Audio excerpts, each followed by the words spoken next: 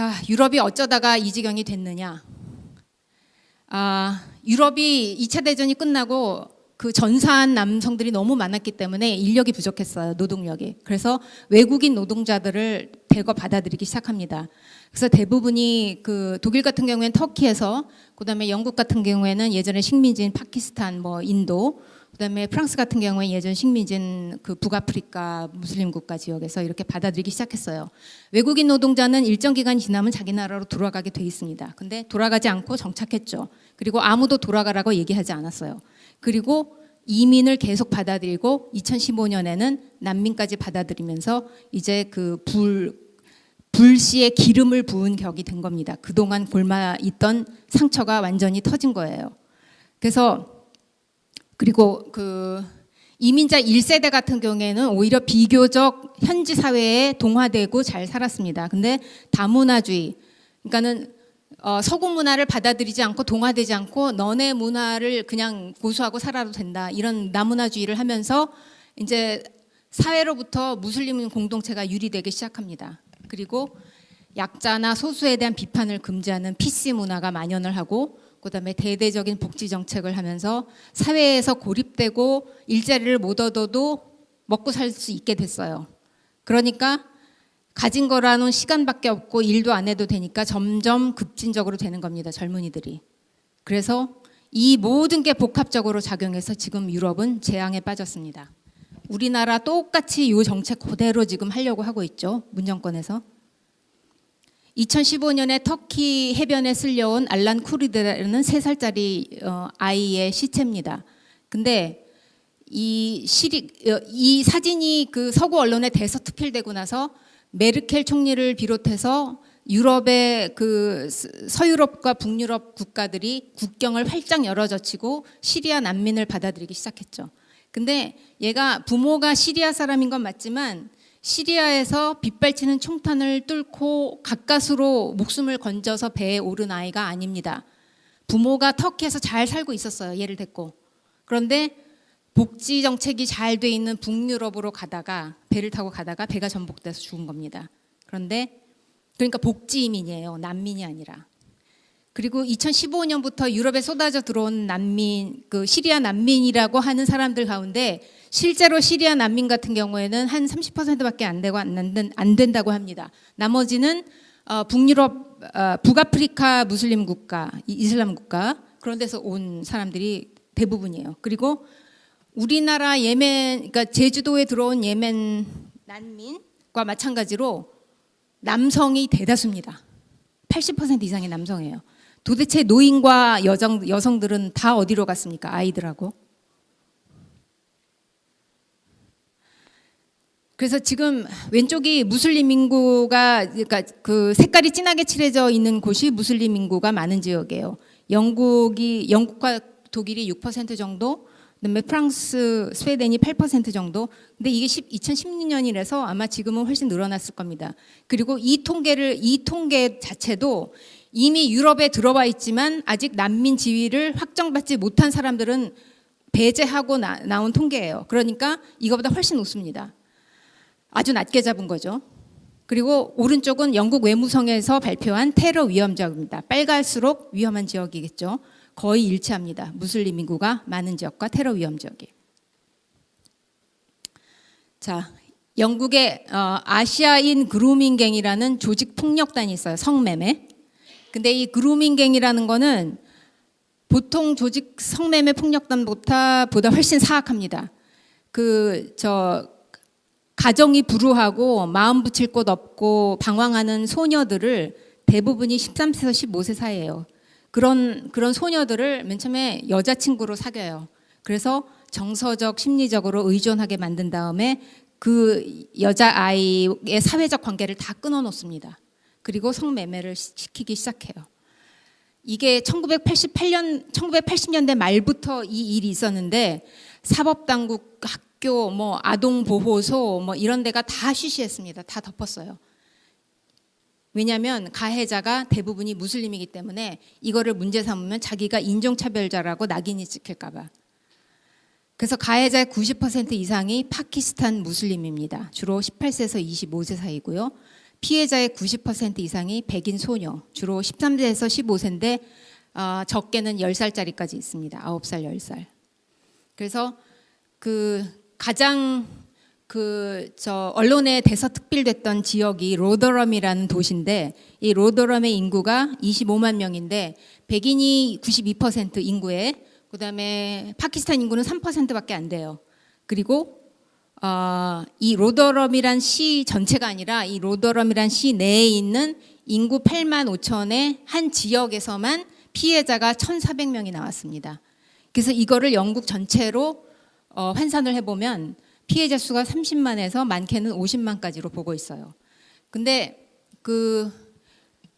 영국이 인구가 한 6천만 좀 넘죠? 그 중에 무슬림 인구가 5, 6%라고 하면은 얼마나 되나요? 300만 정도 되죠?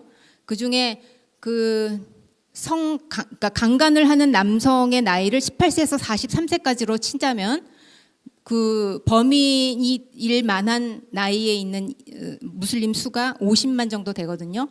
근데 피해자 수가 30만이라고 쳐도 30만이 하루에 몇 명씩 상대를 하겠죠. 그리고 강간을 저지를 만한 연령에 있는 남성이 50만 명이라고 할 때 거의 여기서 자유로운 무슬림은 없다고 해도 과언이 아닙니다.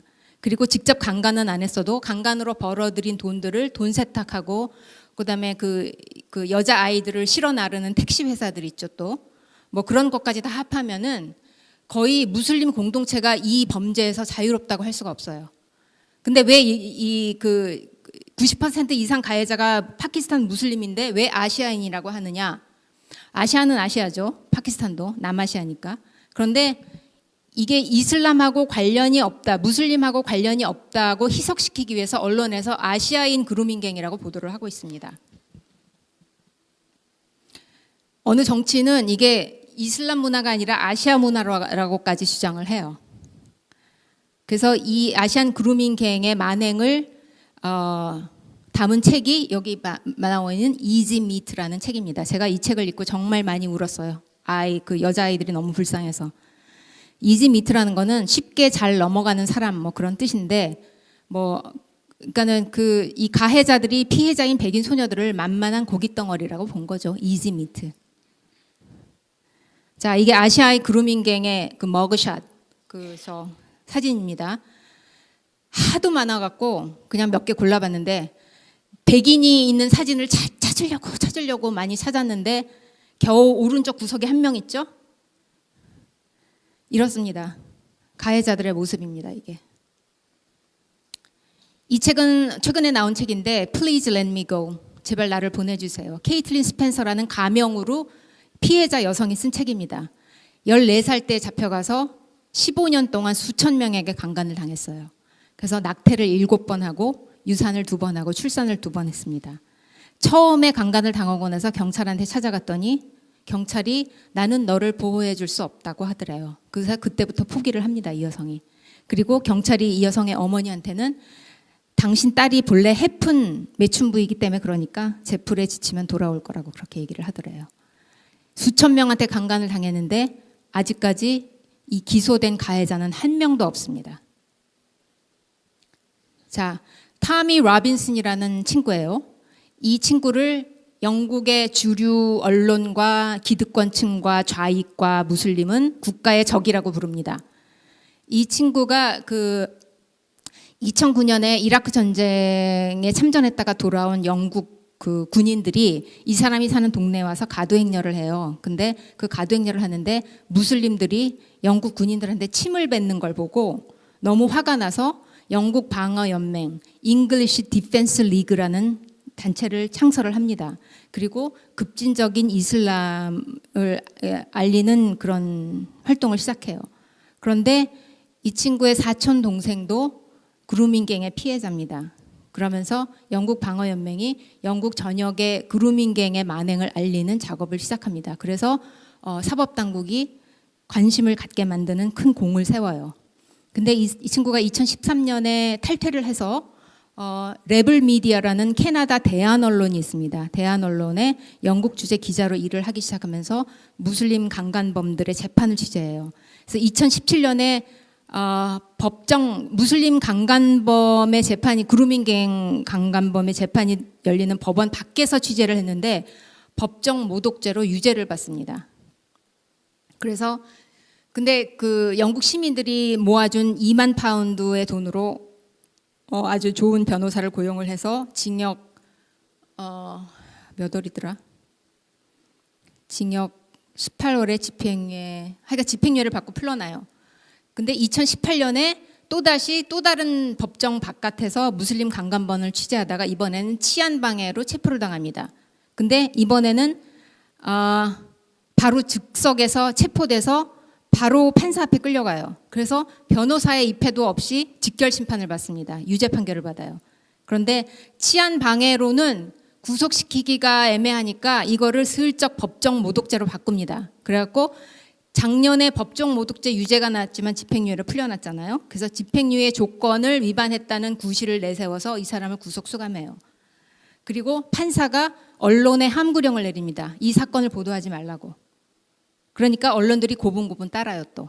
그리고 그동안에 올렸던 기사들도 다 내리고. 그동안에 올렸던 기사들도 이 사람을 옹호하는 기사는 하나도 없습니다. 대부분이 얘는 이슬람 혐오자이고 축구에 광분한 그 남봉꾼이고 왜 훌리건이라고 하죠. 그러면서 인신공격하는 기사만 다 올라갔어요. 근데 그런 기사도 뭐 다 내렸습니다. 근데 이 사람이 처음 갇힌 교도소가 헐 프리즌이라는 데인데 여기는 그 본래 무슬림 인구가 교도소에 많기도 하지만 하여간 무슬림이 득실득실하는 그 교도소였는데 그 교도소보다 무슬림 인구가 더 득실득실한 헐 마이제스티 프리즌이라는 데로 옮깁니다. 그러면서 무슬림들이 많으니까 얘 신변이 위험하다고 하면서 독방에 감금해요. 2달 동안. 근데 그 독방에는 침대도 없고 매트 한 장 깔려 있습니다. 그리고 하루에 참치캔 하나에 과일 하나 먹고 버텨요. 그리고 이 사람 독방이 그 1층에 있어요. 1층에 있는데 창문 받고 바로 건너편이 그 교도소 안에 있는 모스크입니다. 그리고 죄수들이 이 사람 독방 바깥으로 창밖으로 자유롭게 지나갈 수 있어요. 그러니까 이 사람 독방 창문으로 오물투척하고 침 뱉고 그래갖고 이 더운 날씨에 창문을 완전히 봉하고 그리고 2달 동안 견뎠습니다. 이 사람이. 그래서 그 2달 동안 사람하고 그 대화한 게 한 달에 2시간. 변호인 면회도 거의 거절당하고요. 그렇게 살다가 이번 8월에 항소심에서 판사가 그래도 영국의 정신이 제대로 박힌 판사가 있긴 있는 것 같아요. 원심 파기환송하고 보석으로 석방이 됐습니다. 다행히도. 근데 이 사람이 그 구속되기 전에 트위터에서 퇴출이 됐어요. 그루밍갱에 대한 기사, 팩트, 정확하게 알려진 팩트만을 트위터에 올렸는데도 이슬람을 혐오하는 발언이라고 해서 트위터에서 퇴출당했습니다. 여러분 트위터의 2대 주주가 사우디아라비아 왕자입니다. 그래서 이슬람에 대한 비판은 쉽게 허용되지 않아요. 근데 팩트를 올렸는데도 이런 사람은 퇴출되는 반면 하마스나 헤즈볼라나 이런 테러 단체들은 버젓이 트위터에서 활발하게 활동하면서 테러리스트 모집하고 그러고 있습니다. 그래서 이 사람이 그 구속되기 전에 유튜브 동영상도 몇 달 전에 올렸었어요. 그 동영상에서 이 사람이 뭐라고 하냐면 자기가 그 트위터에 사실을 얘기했는데도 자기가 퇴출을 당했다. 그러면서 자기의 입을 막으려는 세력들이 자기를 옥죄오고 있다. 내가 살 날이 얼마 남지 않은 것 같다. 이런 얘기를 합니다. 2분 남짓한 동영상인데 이 사람이 구속되고 나서 유튜브 측에서 삭제했어요. 그 동영상을. 여러분 아셔야 될 게 트위터, 유튜브, 페이스북, 구글도 여러분의 친구가 아닙니다. CEO가 다 좌익이에요. 그 억만장자들이 다 좌익입니다. 지금 빅브라더 역할은 그 4개 인터넷 사이트가 하고 있다고 저는 봐요. 자, 영국의 이슬람이 얼마나 그 깊게 침투했는지 보시겠습니다. 2017년에 출생한 신생아 가운데서 가장 많은 이름이 무함마드였어요. 총 인구의 6%밖에 안 되는데. 그리고 교도소의 중범죄자의 3분의 1 이상이 무슬림입니다. 복지 수혜자는 무슬림 전체의 70%가 복지 수혜를 받고 있고 공립학교 급식에 들어가는 육류는 100% 할랄입니다. 그리고 영국에는 이미 샤리아 법정이 130개에 달해요. 물론 아직까지 샤리아 법정이라고 하지만 민법하고 가정법 위주로 돌아가고 있는데 어떻게 될지 모르죠. 자, 좌익들의 천국 스웨덴에 대해서 알아보겠습니다. 스웨덴에서 그동안 범죄자 신원을 집계할 때 국적, 종교, 인종을 집계를 했었는데 무슬림 범죄자가 하도 많으니까 그걸 해결책이라고 내놓은 게 국적, 종교, 인종별로 집계하는 거를 그만 금지했어요. 그래서 이제는 성별과 나이만 집계를 합니다. 범죄자를. 그다음에 아까 말씀드린 그 진입 금지 구역도 마지막으로 집계한 게 100 몇십 개였거든요. 그 이후로 집계 안 하고 있습니다. 지금 스웨덴 경찰이 너무 경무에 시달려서 85%가 이직을 고려하고 있대요. 2017년에 한 페이스북에 한 그 스웨덴 경찰의 글이 올라왔어요. 피터 스프링아레라는 경찰인데 자기가 47년 동안 경찰 일을 해왔고 이제 은퇴할 날이 얼마 안 남아 있는데 내가 지금 이 얘기를 하면은 연금도 박탈당하고 직장에서도 쫓겨날지 모르겠지만 내가 이 얘기는 정말 도저히 그러니까 마음속에 담고 있을 수 없어서 해야겠다. 그러면서 하는 말이 지난 15년 동안 이민자들이 저지른 범죄 수사하느라고 경찰력의 100%를 투입해 왔다고 하면서 이제 그 페이스북 글을 올린 그 주에 일주일 동안 나온 그 범죄의 혐의자의 이름을 쫙 불러요. 그러니까 본명은 아니고 부르는데 무하마드 알리. 스웨덴 사람 가끔 있고 지난 15년 동안 쭉 일했다. 그러면서 그래서 그 사람이 페이스북에 이 글을 올린 이후로 스웨덴 시민들이 꽃다발을 엄청나게 보냈습니다. 이 사람이 근무하는 경찰서에. 그러니까는 말은 못하지만 스웨덴 시민들도 체감을 하고 있다는 얘기죠. 근데 이 경찰관 상관들이 이 사람을 증오 발언으로 고발을 했습니다. 주류 언론에서는 인종차별주의자라고 매도하기 시작했고 지금은 어떻게 되는지 모르겠어요. 제가 팔로우업을 안 해서. 그다음에 그 이민자 난민들이 너무 많아져 갖고 이 스웨덴 인구가 900만이 조금 넘는데 지금 뭐 감당을 못할 정도로 받아들였습니다. 그래서 스웨덴 국민 같은 경우에는 주택을 배정받으려면 몇 년이 걸린대요. 근데 이민자나 난민 같은 경우에는 몇 주면은 집을 준답니다. 그리고 재정난도 심각해져서 연금 수령 나이를 상향 조정하고 연금 수령액을 하향 조정하는 방안을 고려하고 있습니다. 근데 얼마 전에 시리아에서 한 남성 난민이 스웨덴에 들어왔는데 부인 3명하고 자녀를 16명을 끌고 왔어요.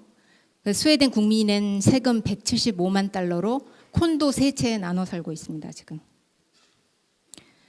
자, 스웨덴에서 이민이나 난민 정책을 비판하면은 어떻게 되느냐? 색출당해서 직장에서 해고를 당하거나 사회적으로 매장되거나 법적으로 처벌을 받습니다. 엑스프레센이라는 주류 언론이 있어요. 스웨덴에. 근데 그 언론에 이민과 난민에 대한 기사가 올라왔겠죠. 그래서 그 기사 아래 부정적인 댓글을 단 스웨덴 시민들이 있습니다. 그랬더니 이 엑스프레센이라는 신문에서 해커를 고용했어요. 해커를 고용해갖고 이 그 부정적인 댓글을 올린 사람들의 주소를 다 찾아냅니다. 그래갖고 직접 찾아가갖고 사진을 찍고 이거를 다 찍어갖고 그 기사로 올려요. 인종차별주의자들이라고. 그래서 해고된 사람도 있고, 그래서 이 신문이 소송을 당했는데 사생활 침해죄로.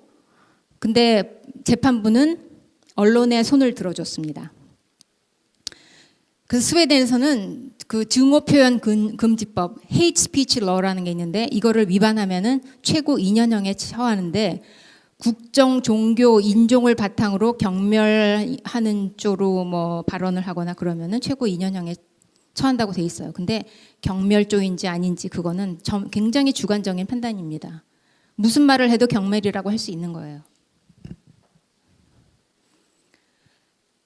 스웨덴에서는 이슬람의 아주 그 폐륜적인 관행인 강제조혼, 여성할례, 일부 다처제도 지금 만연하고 있습니다.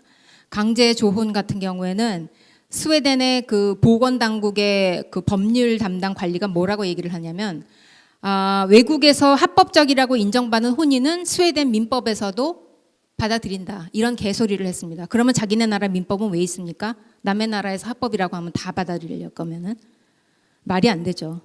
그다음에 여성 할례 같은 경우에도 2015년에 3만 5천 건 그 정도 됐었는데 그것도 많은 거죠, 사실. 2015년에 와서 15만 건으로 늘어났습니다. 그리고 이 여성 할례는 은밀하게 이루어지기 때문에 어떻게 처벌을 할 도리가 없어요. 숨기면. 그다음에 일부 다처제 같은 경우에도 그 난민 수용소에서 일하는 여성 그 직원이 뭐라고 변명을 하냐면 이슬람 국가에서는 그 부인들이 그 가정주부가 할 일이 너무 많기 때문에 부인이 먼저 자발적으로 남편한테 두 번째 부인, 세 번째 부인을 얻으라고 얘기를 한다고. 그러니까 그거 이해할 만한 거 아니냐 이렇게 얘기를 해요. 그리고 그 애들 보는 동화책에 어떤 것까지 나오고 있냐면 할아버지는 할머니가 셋이에요. 이런 제목의 동화책까지 발간을 하고 있습니다. 이 미친 스웨덴이. 그다음에 얼마 전에 가정폭력 사건이 있었는데 그 배심원단이 여성의 패소 판결을 내렸어요. 왜냐? 첫 번째, 여성이 집안이 그러니까 남편의 집안보다 천하다고. 두 번째는 뭐였더라? 여성들이 자기가 학대당했다고 거짓말하는 경우가 부지기수기 때문에. 세 번째는 시댁하고 먼저 상의를 했어야 되는데 경찰에 먼저 알렸다고. 그래서 여성 패소 판결을 내렸습니다. 그리고 그 배심원단 중에는 무슬림이 2명밖에 없었어요. 그런데도 이런 판결이 나왔습니다. 그다음에 성범죄 가해자도 이민자거나 난민인 경우에는 솜방망이 처벌을 하고 있습니다. 13살짜리 여아를 강간한 소말리아 남성이 있는데 징역 2월에 집행유예가 나왔어요. 스웨덴 문화에 익숙하지 않아서 그랬다고. 그리고 고틀란드라는 지역에서 한 여성 장애인이 레스토랑에서 나와서 집으로 가려고 택시를 타는데 무슬림 이민자 5명하고 합승을 했습니다. 그래서 이 여성이 먼저 내렸는데 무슬림 남성들이 화장실이 가고 싶다고 해서 순진하죠, 이 여성도. 그러면 안 되는데. 그래서 그 남성들을 집으로 들였습니다. 그랬더니 이 여성을 화장실에 데리고 가서 휠체어를 빼앗고 집단 강간을 했어요. 다행히 가해자들이 잡혔는데 경찰이 훈방했습니다. 왜냐? 양쪽의 진술이 일치하지 않는다고. 검찰의 변명은 뭔지 아십니까? 여성이 최선을 다해서 저항하지 않아서. 휠체어에 탄 여성이 저항을 하면 얼마나 저항을 합니까? 이런 일이 벌어지고 있어요. 그다음에 타하룻이라는 거는 아랍어로 희롱이라는 뜻입니다. harassment라는 뜻인데 이게 어떤 사악한 관행이냐면 그 무슬림 남성들이 여성 하나를 둘러싸요. 이중으로, 원으로. 그래서 바깥 원 쪽에 있는 무슬림들은 그 사람들의 시선을 분산시키고 안쪽에 있는 남성들이 돌아가면서 윤관을 하는 그런 사악한 관행입니다. 근데 유럽에서 사람들이 많이 모이는 축제, 뭐 페스티벌 이런 게 열리는 데마다 이 범죄가 일어나고 있어요. 근데 무더기로 범죄를 하기 때문에 이거를 가해자를 증명할 길도 없고 피해자만 엄청나게 양산되고 있습니다.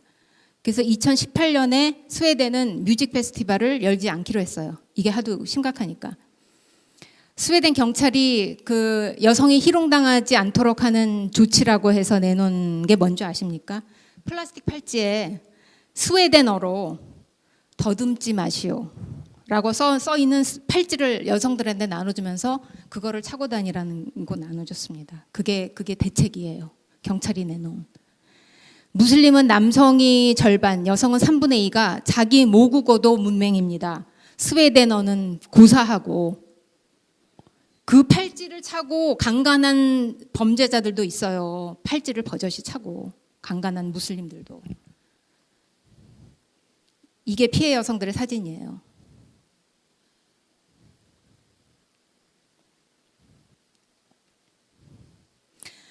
지난 10년 사이에 급격하게 증가한 난민 부류가 보호자를 동반하지 않은 미성년 난민입니다.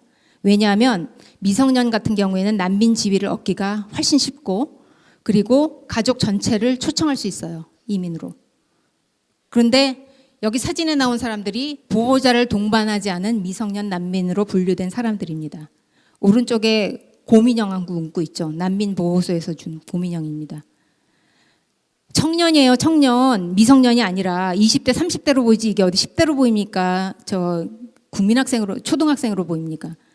근데 이런 20대, 30대 청년들이 초등학교에서 나란히 앉아서 수업을 들어요. 그러는 바람에 또 초등학교에서 아동 성추행이 무수히 일어나고 있습니다. 얘네 때문에. 그리고 난민 아동 보호소에서 그 처우가 마음에 들지 않는다고 사라져 버려요, 홀연히. 얘네는 추적할 길도 없습니다. 자, 난민으로 한몫하는 인간들도 있습니다. 정경유착으로. 이민국하고 기업들이. ICA라는 은행은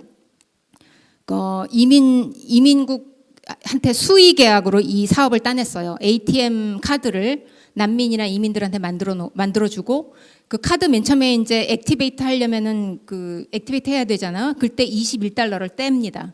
그리고 한 번 돈을 뽑을 때마다 2달러를 수수료로 떼요. 그래서 엄청나게 돈을 벌고 있습니다. 이 은행이. 그다음에 스웨덴의 30대 대기업은 난민 수용 시설을 운영하는데 수익률이 50%에서 68%에 달해요. 그다음에 한 이민국 관리는 그 아동 난민 보호자가 없는 아동 난민은 이제 위탁 가정이 필요한데 그런 아동 그 난민을 위탁 가정하고 연결시켜주는 중개를 해주는 민간 기업을 차려서 돈을 벌고 있습니다. 이민국 관리가. 그리고 스웨덴 시민 같은 경우에 미성년 난민의 법적 후견인, 미성년인 경우에 법적 후견인이 필요하기 때문에 법적 후견인을 해주면 월 7,000달러를 나라에서 받습니다. 물론 한 명은 아니에요. 29명을 건사를 해야 됩니다. 스웨덴은 이제 테러를 수출까지 하고 있어요. 스웨덴 국적의 무슬림들이 테러단체, 그러니까 스웨덴을 떠나서 다른 나라에 있는 테러단체에 가입한 숫자가 300명을 훌쩍 넘었습니다. 유럽 국가들 가운데 최고예요. 그리고 발칸반도에서 밀 수출되는 수류탄이나 전기기관총 그런 거를 제일 많이 수입하는 나라가 스웨덴입니다, 지금. 그리고 이런 테러 단체에 가입해서 열심히 테러 활동을 하다가 스웨덴으로 다시 돌아오는 인간들이 있어요. 그런 인간들을 형사처벌하느냐? 아닙니다. 재활시켜요, 재활. 살 데를 마련해주고 직업을 알선해주고 심지어는 이름까지 바꿔서 신분을 세탁을 해줍니다. 이런 사람들을 재활시킨다고. 2017년에 독일 대한정당이라는 데가 아주 돌풍을 일으켜서 뉴스가 됐었죠. 이 AFD라는 독일 대한정당이 투표한 이유, 이 당에 투표한 이유를 한번 설문조사를 해봤습니다. 그랬더니 이 정당을 지지한 사람들의 관심사가 뭐였냐면 테러리즘, 범죄, 난민이었습니다. 그리고 이 정당에 투표한 이유는 이 정당을 신뢰해서라기보다는 다른 정당들에 대한 실망 때문에 그랬다고 돼 있어요. 아무도 이 난민이나 테러리즘, 범죄 문제를 다루지 않고 있습니다. 주류 정당에서는. 독일 경우. 자, 지금 서유럽과 북유럽에서 무슬림 난민들을 대거 받아들여서 어떤 부작용이 생기고 있는지 너무나도 잘 알고 있는 폴란드, 헝가리, 체코공화국은 지금 EU가 강제로 난민을 할당한데도 받아들이지 않고 있어요. 너네 꼬라지를 봐라. 우리 절대 안 받아들인다. 물론 이 세 나라는 복지 정책이 그렇게 탄탄하게 돼 있지 않기 때문에 애초에 무슬림들이 이 나라들로 가지도 않습니다. 그렇긴 하지만 어쨌거나 안 받아들이고 있어요. 근데 2017년에 폴란드 독립기념일 가두 행렬이 있었는데 이 가두 행렬을 보고 오른쪽에 있는 그 서구 주류 언론들이 실은 기사의 제목입니다. 파시스트 극우 시위, 극우 행렬, 극우 상질문러, 글룩진 시위, 극우의 온상. 이 영국의 그 서구의 주류 언론들도 다 썩었어요. 우리나라처럼. 난민과 이민 문제에 관한 한은 다 좌익입니다. 절대로 비판하는 걸 허용을 안 해요. 그러니까 폴란드가 눈에 가시인 거예요. 그래서 멀쩡한 축제 가두 행렬을 이렇게 극우 시위라고 왜곡 보도를 한 겁니다. 왼쪽에 사진 보세요. 나치 문양하고 소련 그 깃발 문양 다 X표 해놨죠. 자기네는 극우도 싫고 극좌도 싫다는 얘기입니다. 미국에서도 민법하고 샤리아법이 자꾸 충돌하는 사례가 생기니까 미국 법정에서는 미국 법만 통용된다는 너무나도 당연한 거를 법안까지 통과시켜야 하는 지경에 이르렀어요. 그래서 파란색으로 칠한 그 주가 이 알락이라는 법안을 통과시킨 주입니다. 그랬더니 또 무슬림 형제단에서 들고 일어나서 이거는 이슬람을 혐오하는 법이다. 이 법안에 찬성한 의원을 우리가 낙선 운동을 하겠다 그러고 또 이제 길길이 뛰고 있습니다. 이건 넘어갈게요. 자, 세계 종교 분포도를 잘 보십시오. 개신교인 지역 제가 파란 걸로 칠해놨죠? 잘 보세요.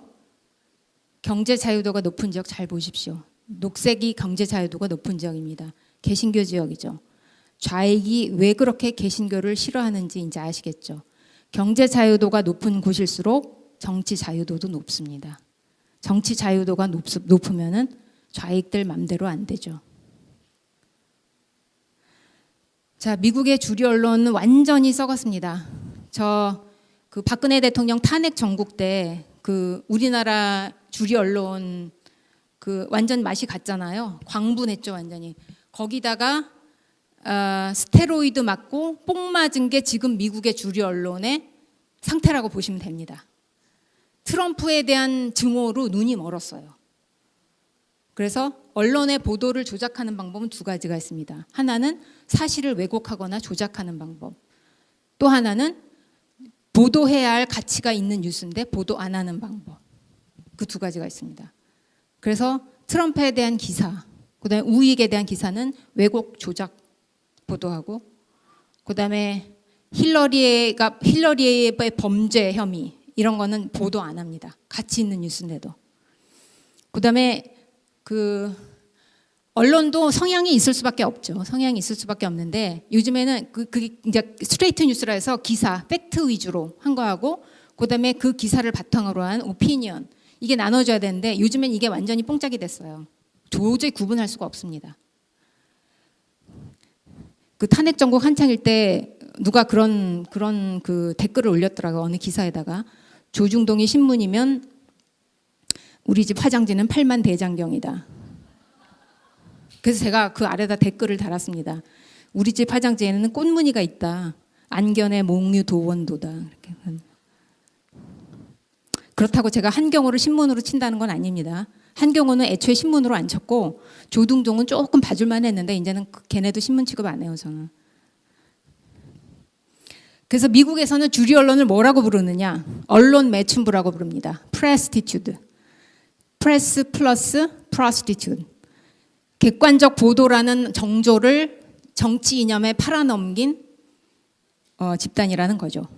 그래서 여러분 Weapons of Mass Destruction 아시죠? 대량 살상 무기. 그거를 빗대어서 대중 기만 무기, Weapons of Mass Deception이라고 부릅니다. 주류 언론을.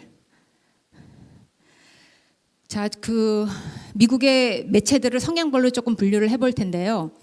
제가 맨 위에 그 행에 극좌, 공정보도, 우익이라고 썼죠. 왜 좌익이라고 안 쓰고 극좌라 썼느냐? 아까 보신 안티파라는 집단 있죠. 걔네는 극좌 폭력 집단입니다. 그런데 이 왼쪽에 있는 신문들에서는 그 단체를 전혀 비판을 안 해요. 폭력을 행사하는데도. 그러면 폭력을 용인하는 거 맞죠? 그래서 제가 극좌라고 이름을 붙인 겁니다. 그래서 미국의 일간지, 잡지, 인터넷 신문, TV는 거의 다 좌익이라고 보면 돼요. 거의 다 좌익이라고 보시면 되고, 아레오 매거진하고 퀼렛은 제가 보는 인터넷 잡지인데 포스트 모더니즘과 신좌익을 비판하는 아주 좋은 그 글들이 많이 올라옵니다. 그래서 추천을 드리고, 그다음에 아주 공정하게 보도하는 신문이 인터넷 신문인데 더 힐하고 서카 뉴스라는 신문이고요. 그다음에 게이트스톤 인스티튜트라는 거는 지금 유럽의 그 이슬람이 확산된 상태, 그리고 어떤 사건들이 일어나고 있는지를 아주 자세히 보도하고 있습니다. 그래서 여기에 기고하는 사람들은 어느 한 나라가 아니에요. 뭐 노르웨이, 스웨덴, 뭐 유럽의 각국에서 기고를 합니다. 이거를 본래 책임졌던 사람이 지금 미국 트럼프 대통령의 안보 담당 보좌관인 존 볼튼이 시작한 거예요. 지금도 아직도 하고 있는지는 아니면 남한테 넘겼는지는 모르겠는데 하여간 그렇습니다. 그래서 여기 들어가시면은 유럽의 상황을 자세히 아실 수 있고, 그다음에 제가 우익으로 분류한 신문 같은 경우에는 월스트리트 저널부터 내셔널 리뷰까지는 공화당 기득권층을 대변하는 성향이 강한 신문이나 잡지라고 보시면 돼요. 근데 트럼프 지지자들은 이 공화당 기득권층하고는 결이 좀 다릅니다. 그래서 그 트럼프를 지지하는 계층이나 지지하는 사람들의 성향을 가장 잘 대변한다고 할 수 있는 신문이 브라이트바트 뉴스, 스티브 배넌이 했었죠. 전략 담당 보좌관 했던 사람, 그 사람이 했던 신문이고, 그다음에 데일리 컬러하고 데일리 와이어는 이제 인터넷 신문입니다. 그리고 텔레비전 중에는 유일하게 박스 뉴스밖에 없어요. 그다음에 한국어 유튜브 채널이 있는데 이 원용석이라는 분이 그 미국 시민이에요. 한국 사람인데, 그러니까 재미동포죠. 재미동포인데 LA에서 그 미주 중앙일보의 부장이에요. 근데 우리나라 중앙일보하고는 다릅니다. 이 원용석이라는 사람도 본래 공화당 지지자가 아니에요. 클린턴한테 2번 투표했었고 오바마도 2번 투표했었고, 그런데 자기가 오바마한테 너무 실망을 하고 그다음에 미국 주류 언론들이 너무나도 썩어 있고 너무 조작 왜곡 보도를 많이 하고 미국의 한인 신문들이나 우리나라 주류 언론들도 죄다 뉴욕타임즈, 워싱턴 포스트, CNN 베껴서 보도하고 그런 걸 보고 자기가 너무 답답해서 이 유튜브 방송을 시작한 겁니다. 그래서 볼만해요. 자, 미국 등 서구 사회에서 누구를 극우로 부르느냐? 무모한 이민 정책에 반대하는 사람, 이슬람 비판하는 사람, 불법 체류자 비판하는 사람은 다 극우라고 매도합니다. 미국에는 헌법 수정안 제1조가 있죠. 표현의 자유를 보호하는 그런 조항인데 간단히 얘기하면 의회는 표현의 자유를 제약하는 법안을 제정할 수 없게 만들어 놓고 있습니다. 근데 여러분, 유럽에는 표현의 자유가 있다고 생각하시지만 미국의 헌법 수정안 제1조에 해당하는 조항이 유럽에는 없습니다. 그래서 헤이트 스피치 러니 뭐니 이런 걸 지네 맘대로 만들어서 비판하는 사람들을, 나라 정책을 비판하는 사람들을 증오 발언이라고 해서 처벌을 하고 있는 거예요. 자, 문정권의 개헌안과 국가인권위원회 기본계획을 보시겠습니다.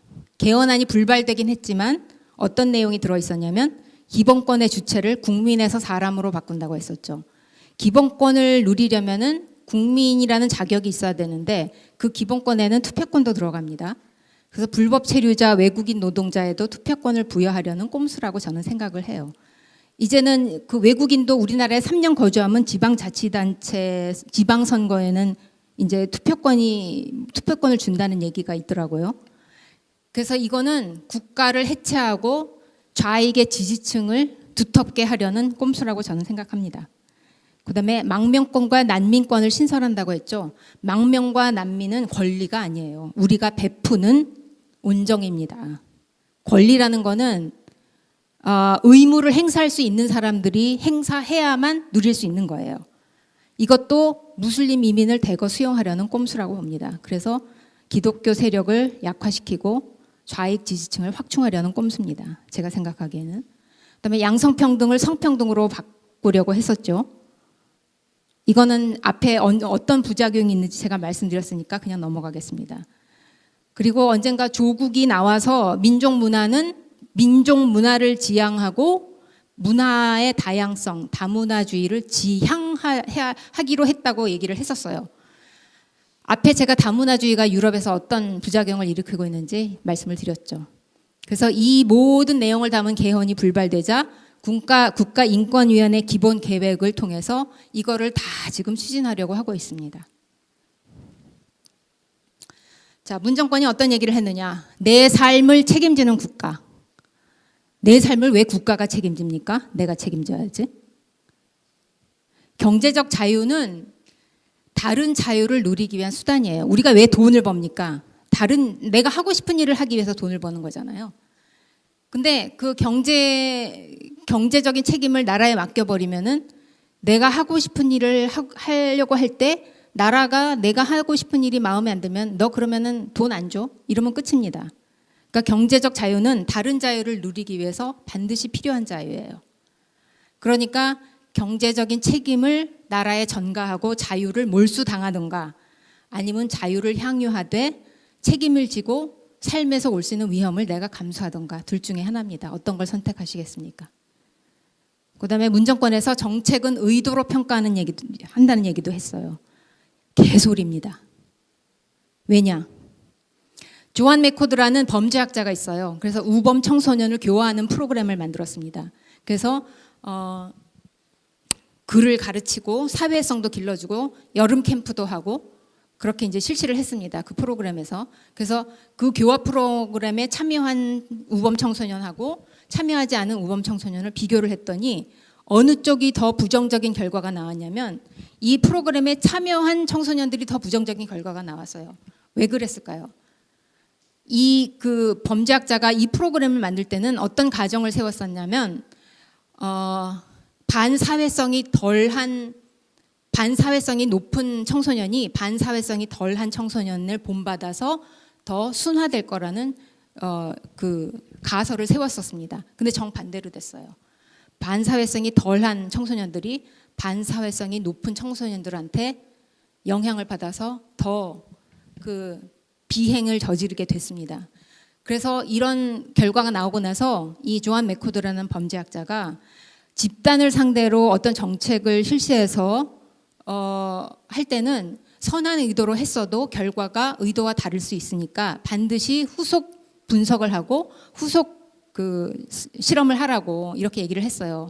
근데 이 그 사람들의 그 삶에 간섭하고 바꿔보려는 이 좌익들은 오히려 이 범죄학자의 충언을 듣고 사회 정책을 실시한다면 절대로 후속 분석을 하지 않습니다. 자기네가 의도했던 것과 다른 결과가 나올까 봐.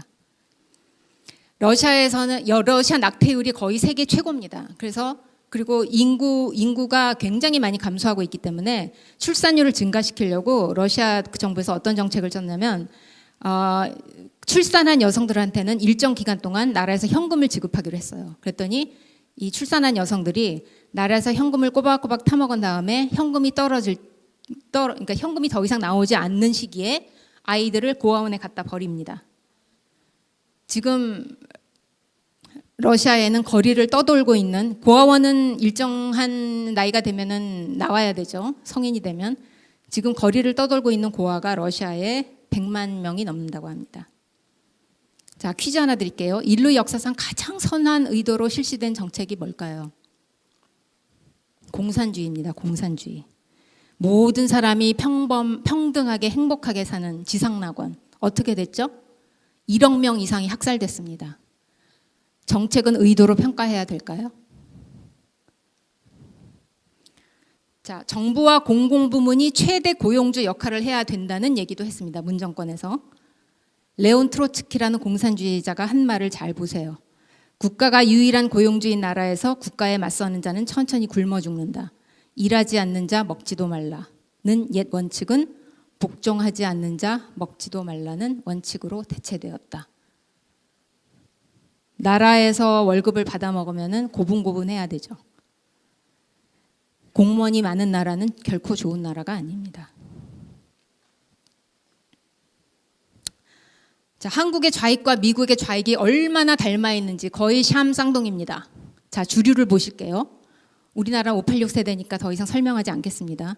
미국 같은 경우에는 베이비붐 세대입니다. 아직도 70대인 그 68세대, 40년대 말에 대학을 다니고 68년도에 학생운동, 급진적인 학생운동에 참여하고 그리고 정치권에 뛰어든 사람들이 아직도 행세를 하고 있습니다. 이 베이비붐 세대에 속하는 사람들이 거의 다 지금 민주당의 그 거물들이에요. 힐러리 클린턴, 빌 클린턴, 낸시 펠로시, 척 슈머, 버니 샌더스 등등등등등 다 이 세대입니다.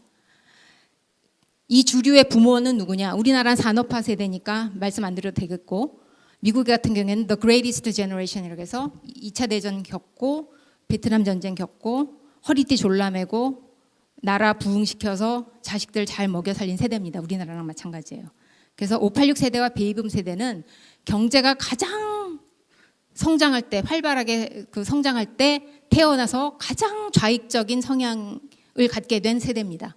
지금 그 세대가 우리나라 주류이고 미국도 주류예요.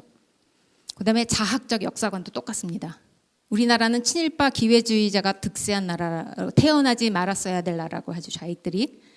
미국 같은 경우도 마찬가지입니다. 인디안을 학살하고 식민지 착취하고 인종차별하고 이런 제국주의를 통해서 그 건설한 정의롭지 않은 나라라고 가르쳐요.